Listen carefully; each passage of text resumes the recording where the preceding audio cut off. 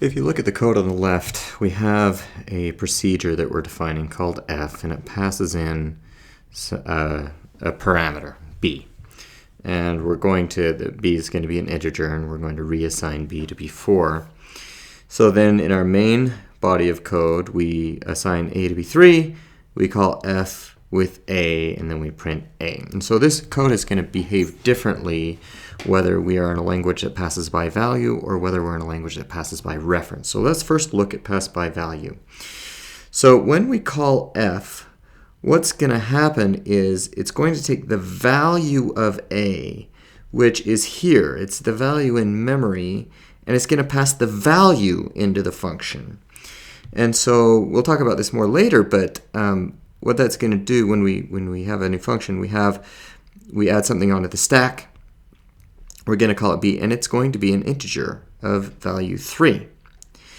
So then, when we go into the function b, or function f, we're going to assign b to 4. Now, b is right here on the stack, and we're going to replace it with the number 4. Then, when we exit out of the procedure, that entry gets popped off the stack, and we're left with a is still equal to 3. And so this prints, having a hard time writing, prints 3. Okay, now what if it's passed by reference? Actually, we should put that over here. This prints 3. Okay, pass by reference. When we call f here, we're passing in a, and we're passing by reference, not pass by value. And so the way you can think of it is b, now the semantics of the language are going to be a little bit different, but essentially b is a reference to a, to that variable there. And so when we set b equals to 4, that is actually going to replace a as well, to be 4.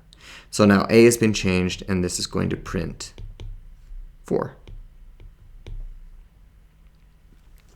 Okay, now in the book it talks a little bit about when you want to pass by reference and when you want to pass by value. And here's an example of when you would want to pass by reference. So if we have pass by value here in this example, what we're passing, we're not passing an integer anymore, we're passing a big structure that takes up a lot of space.